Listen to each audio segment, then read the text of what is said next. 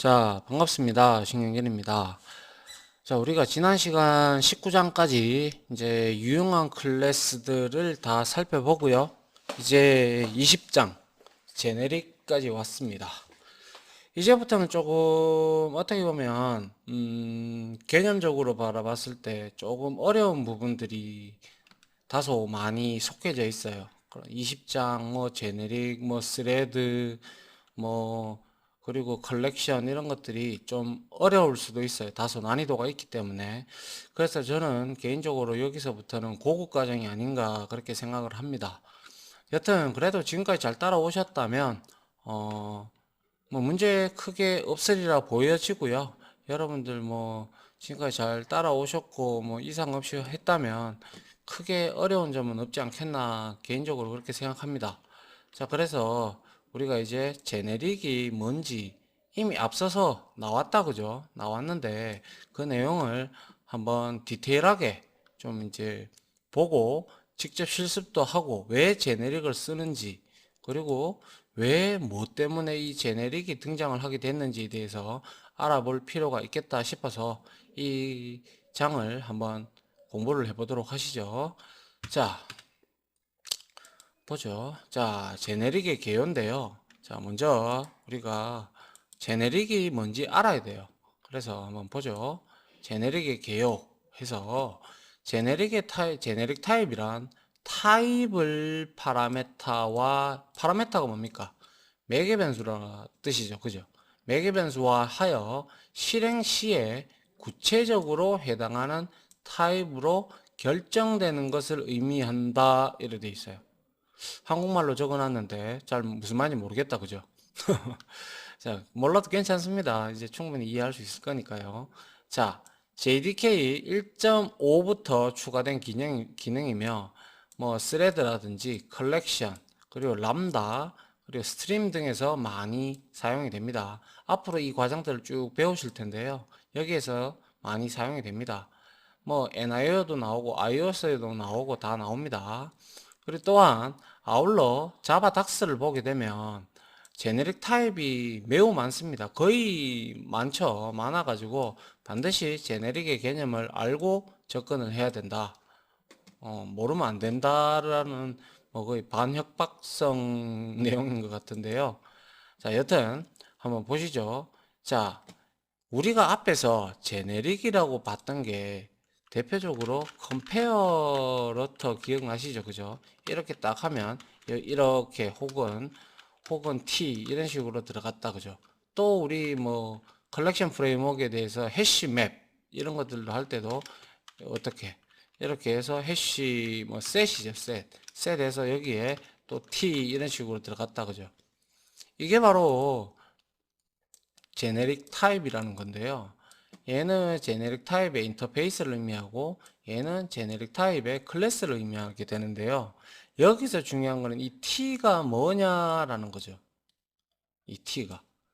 어, 이 T는 의미가 없고요. T 뭐 타입의 약자라고 볼 수도 있고 E가 들어가면 엘러먼트의 약자라고 보시면 되는데 이렇게 설계를 해놨다는 거예요. 그래서 구체적으로 여기에 이제 우리가 인티저가 될 수도 있고 스트링이 될 수도 있고 아니면 우리 유저 디파인 클래스인 멤버, person 뭐 이런 것들이 여기에 다 들어갈 수 있다라는 거예요.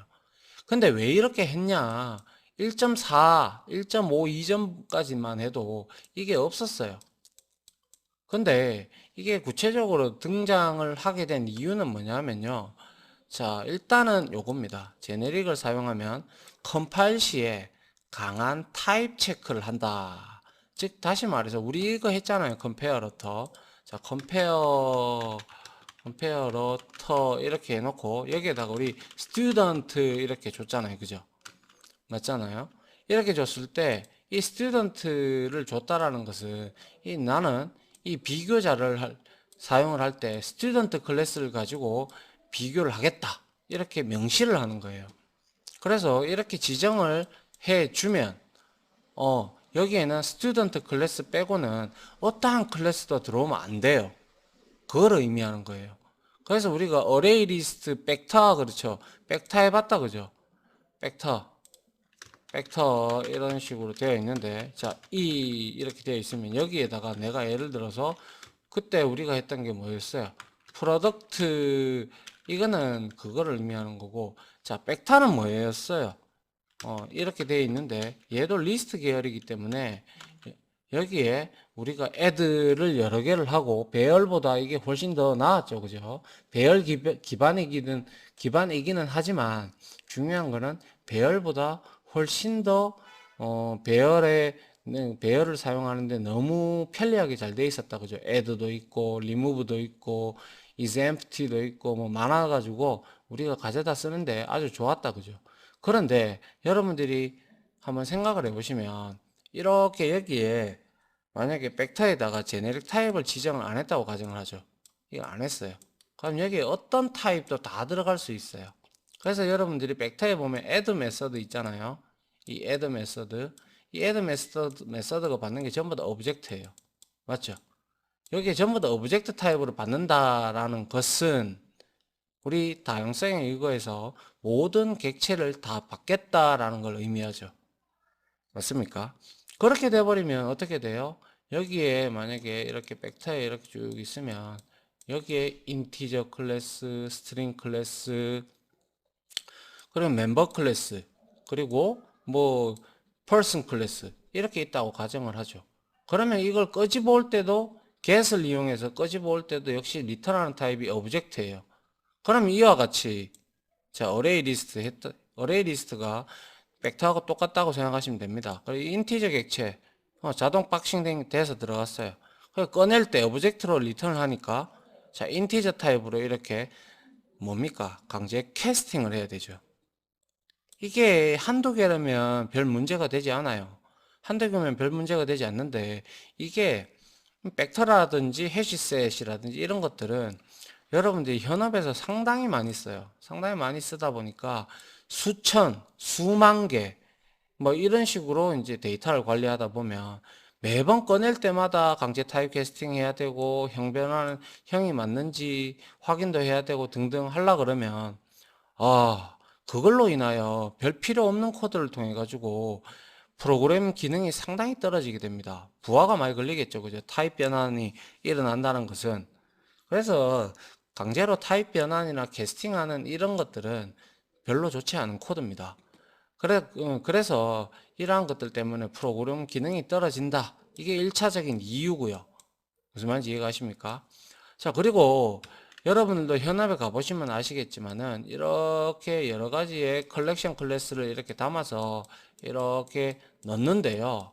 예를 들어서 넣을 때 만약에 내가 TV에 대한 뭐 LG전자의 TV다. 그러면 LG TV 32인치 언더바 B에 대한 해당하는 클래스만 여기에 넣어라.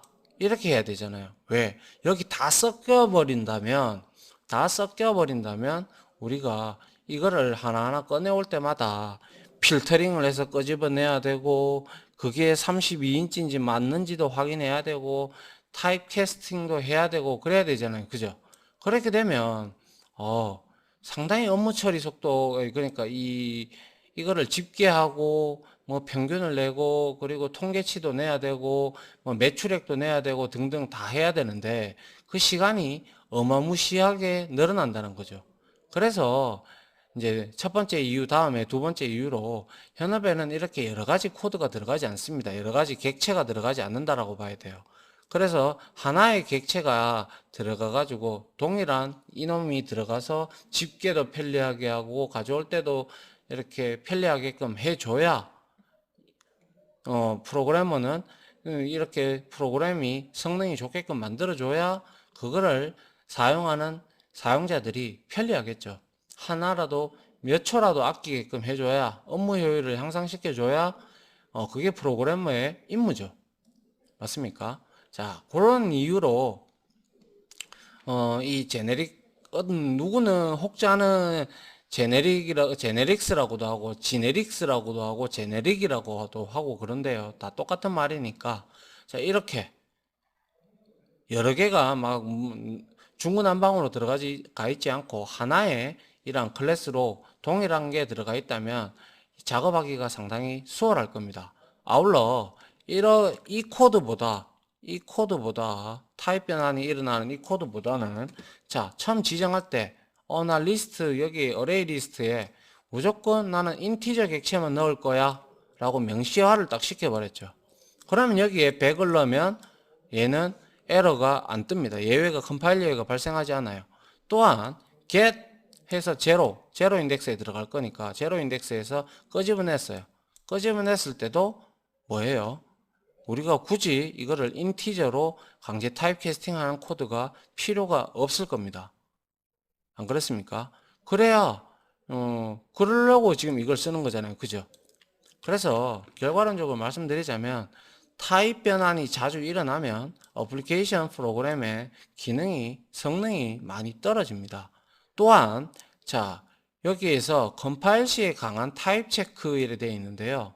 만약에 우리가 리스트 해서 여기다 인티저 객체를만 넣겠다라고 명시화를 시켰는데 여기에 예를 들어서 리스트 애드 해서 스트링 객체가 들어가면 이거는 실행 시에 에러가 나는 게 예외가 발생하는 게 아니고요. 바로 여기서 컴파일 예외가 발생이 뜹니다. 아규먼트가 즉 여기 타입이 맞지 않다라고 바로 떠요. 그러면 우리는 어떻게 해요? 실행 시에 런타임 시에 에러 예외가 발생하는 것보다 이제 눈에 보이는 컴파일조차도 시켜주지 않는 체크드 익셉션이 발생을 하는 게 훨씬 프로그래머들한테는 좋은 내용이죠. 맞죠? 요 두 가지 측면에서 바라볼 때 우리가 상당히 좋다. 그래서 제네릭을 쓰게 되는 겁니다. 아시겠죠? 그 이유를. 자, 그래서 제네릭을 우리가 이렇게 이해를 해 주시면 좋을 것 같고요.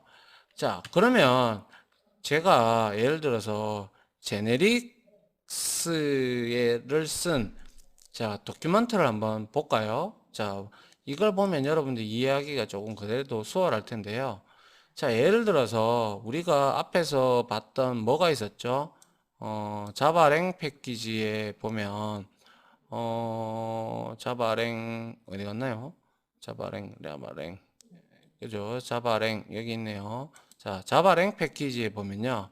여기에 클래스들 중에서 자, 뭐 예를 들어서 여기에는 그렇게 없는데요.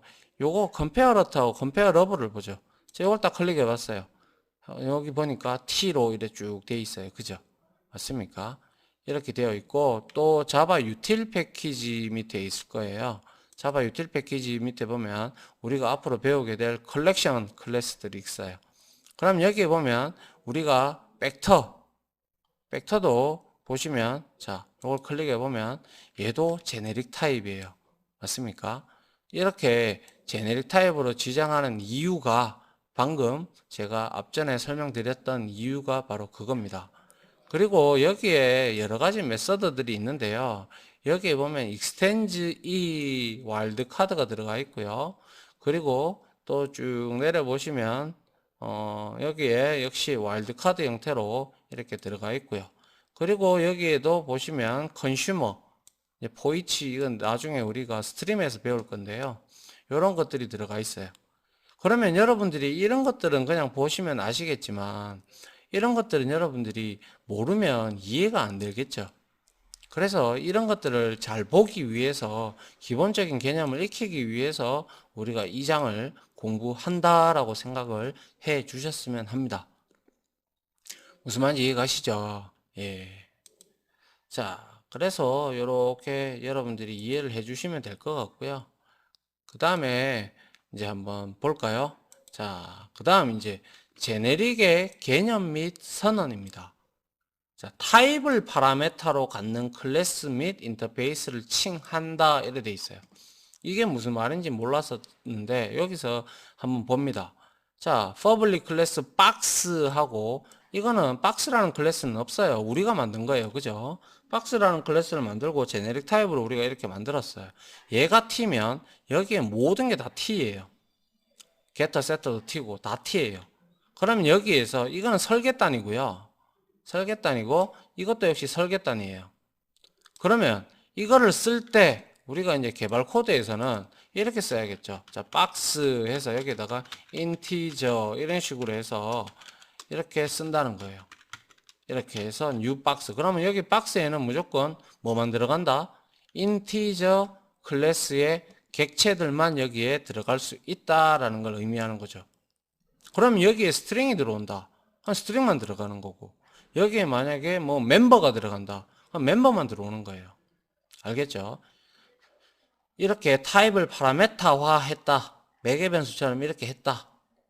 그러면 여기에 이제 이 t가 구체적으로 개발 코드에서는 이렇게 변형이 된다라는 거죠. 그때 여기에서 인스턴스를 생성하려면 이 t가 비로소 얘는 인티저가 되는 거고요.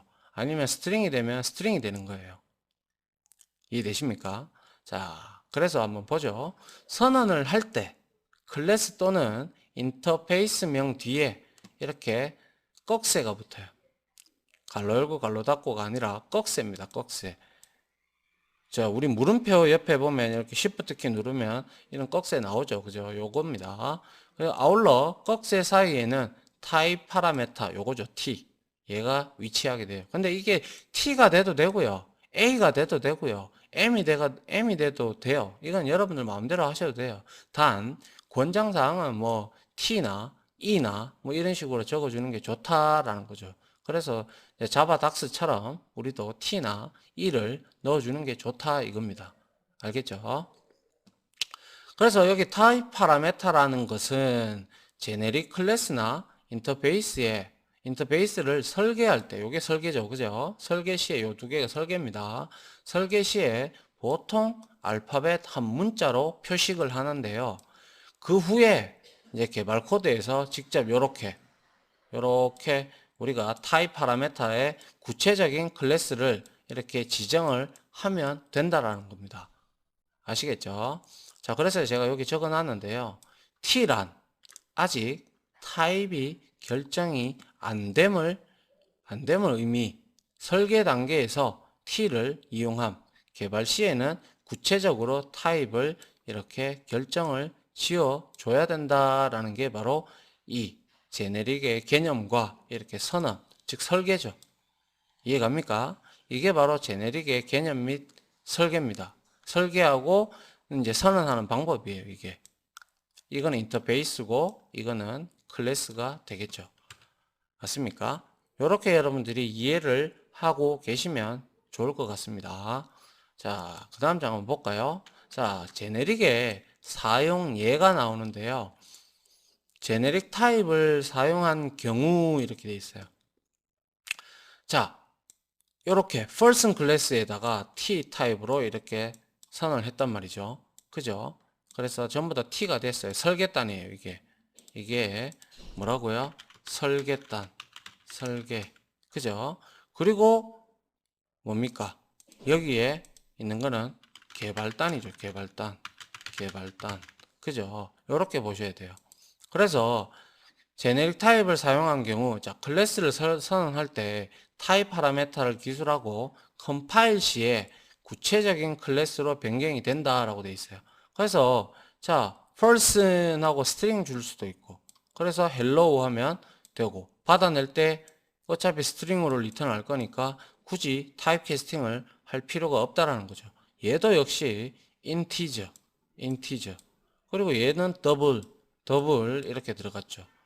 그래서 이렇게 설계만 하나 잘 해두시면 이 person 클래스에서 우리가 이 파라메타 t 타입을 우리가 여러 개 여러분들이 원하는 유저 디파인 클래스를 여러 개 만들어서 이렇게 대입을 할 수가 있겠죠. 그죠? 맞습니까? 자, 그래서 상당히 효율성이 높다. 그리고 또한 뒤에서 배우시게 될 컬렉션에서는 아주 상당히 이 부분이 중요하게 작용을 하고 하니까요. 이 제네릭의 이 설계하는 방법, 그리고 이거를 사용하는 방법 등을 확실하게 익히셔가지고 뒤에서 이제 컬렉션 프레임워크에서 여러분들이 좀 더 이렇게 여러분들이 잘 되는 걸 이해가 잘 될 거라고 생각을 합니다. 알겠죠?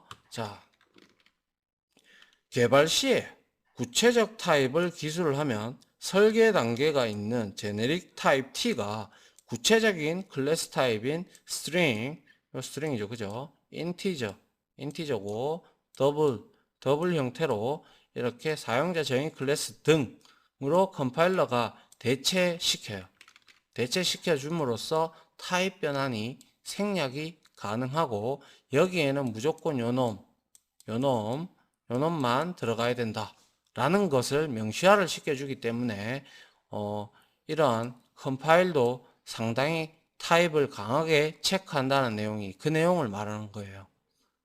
이해갑니까? 이게 바로 제네릭 타입을 사용할 때 이러한 장점이 있기 때문에 제네릭을 사용을 하는 겁니다.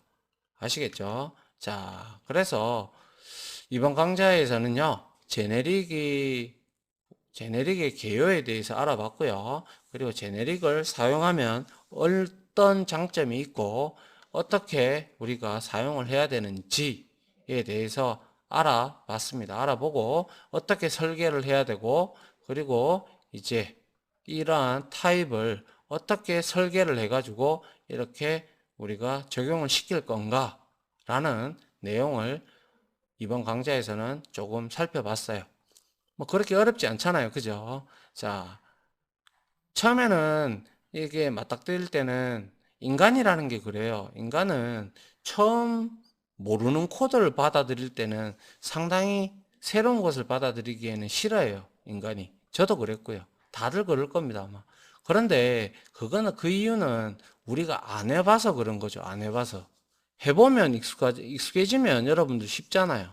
그죠?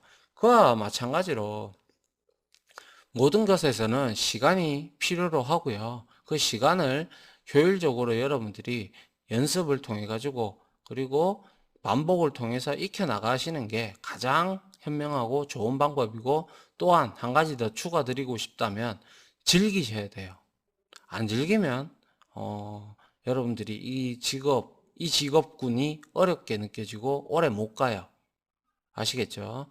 제가 개발만 거의 한 30년 했는데 그렇더라고요. 근데 뭐 저도 개발하면서도 짜증 많이 났고 화도 많이 나고 그러지만 그래도 중요한 거는 아, 저는 이거 하면서 개발하고 나서 릴리즈하고 배포할 때 되면 참 기분이 좋았어요.